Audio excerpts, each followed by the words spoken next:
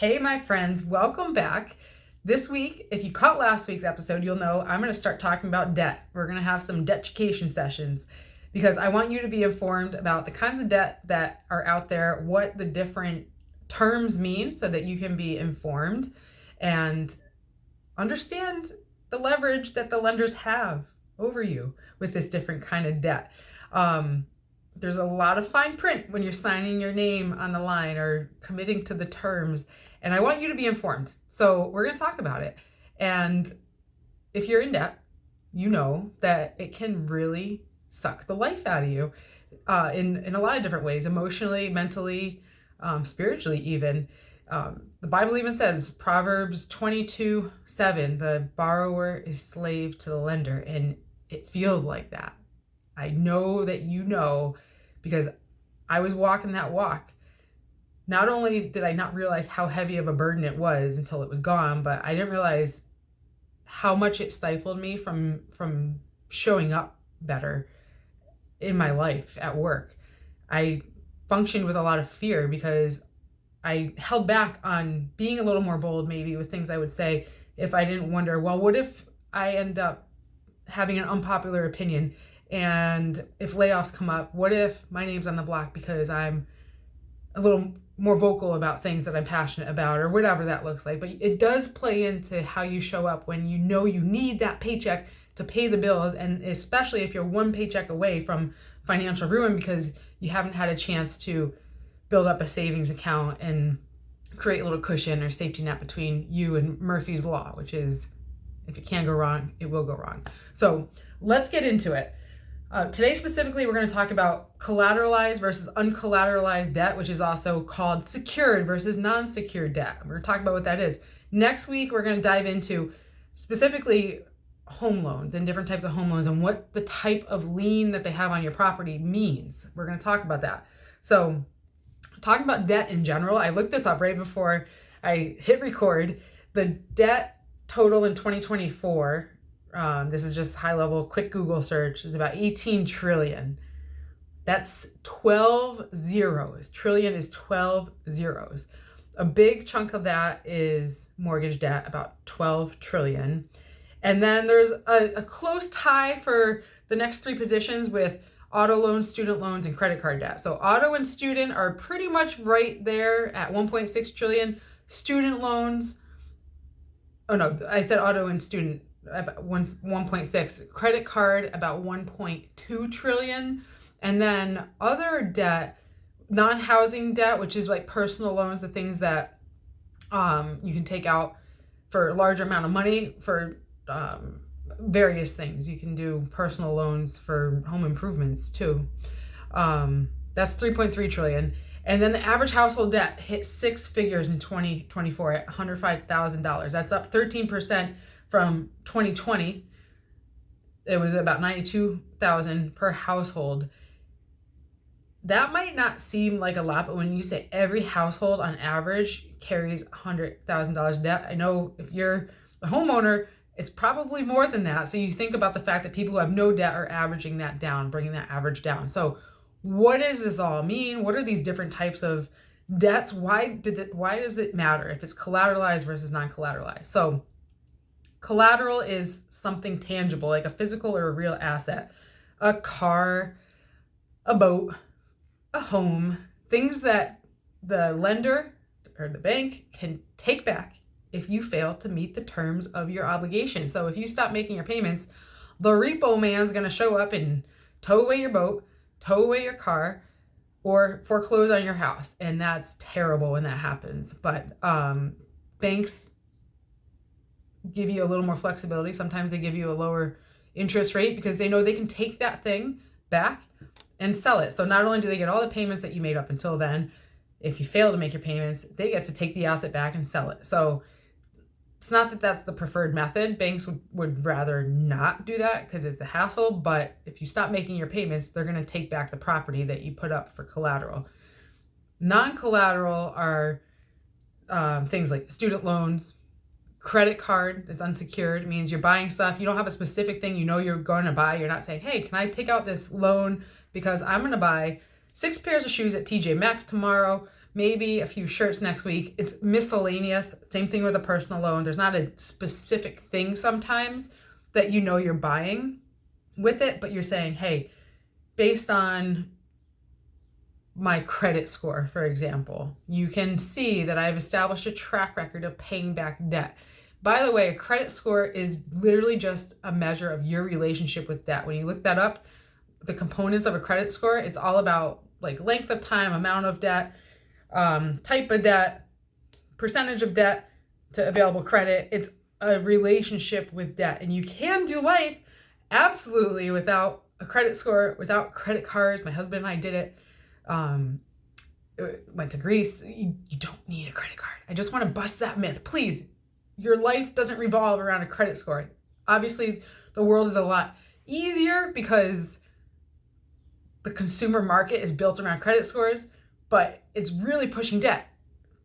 Por ejemplo, Exhibit A, for example, we are in $18 trillion of debt as a nation, and that's a problem, and we're feeling it, and it's oppressing, and it's sucking the life out of you. So let's talk about a little more about the pros and cons of different types of debt. So when it's collateralized, a lot of times you're going to be in a loan that's being amortized, a student loan, a car loan, or a boat loan, or a mortgage, or a home equity loan.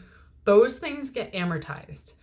What does amortization mean? It's a long word for compound interest that you pay back to the bank. And compound interest means if you are an investor, when you earn interest, that interest gets added to the base total, and then that base total grows a little bigger, and that earns interest. So it becomes this really powerful snowball for wealth building. But when it comes to you using that it's the same formula, compound interest and amortization, same formula. What happens is the calculation is based on how much you're borrowing and what's the compound interest for the length of your loan. And that's what you owe the banks back. And all they do is they just divide that into an even number so you have an even monthly payment. And if you do the math, and I have a calculator that I use to show people the math on this, especially when it comes to their homes, you're going to end up paying a lot of times, almost twice, if not twice or more, for the thing that you bought when you have an amortization schedule. It's math. It's the way the math works. But a lot of the interest that you're paying for is front loaded. You're paying a lot larger portion of interest early on in the loan. So by the time you hit the break-even point towards the later half, midway, end of it, that's going more towards principal. But you've already paid the bank their interest. They got their money, honey. And they're sitting fat and happy because they pretty much got a free house themselves, the equivalent of a free house, a boat, a car, based on you needing to borrow. So there's a cost that comes with needing to borrow. And there's smart ways to do family finances. I'm going to get into that as we go down the road here together on this journey. But in this community, I want you to be informed about what you're signing up for. And that's why next week I'm going to talk about different liens that the lender or the bank, most often the bank, will have on your property. A first lien position, second lien position, third lien position. We're going to get into that next week, so stay tuned. But I'm going to keep that topic separate around housing because that's something I'm super passionate about. And you understanding how to navigate your home payoff faster is going to put more power in your pocket, more money back in your pocket to build a legacy for you and your family and your loved ones. So there's power in understanding how to navigate your own personal finances and take control of them. But today's lesson topic was collateralized versus non-collateralized. The best thing I will always say is stay out of it. If you can't afford it, stay out of the debt because it just takes so many years to pay back when you're in the trap of interest. One other thing I'll say too. So I started the topic of a collateralized loan that's an amortization schedule. The other type of interest that you will pay. So there's amortization, which is compound interest, compound. There's simple interest, which is what you'll pay on a credit card. A home equity line of credit is like a giant credit card on your house. You get more leverage because you tap into the equity of your home. If you're bad with little baby credit cards, you're going to be bad with a really big credit card sitting on top of your house.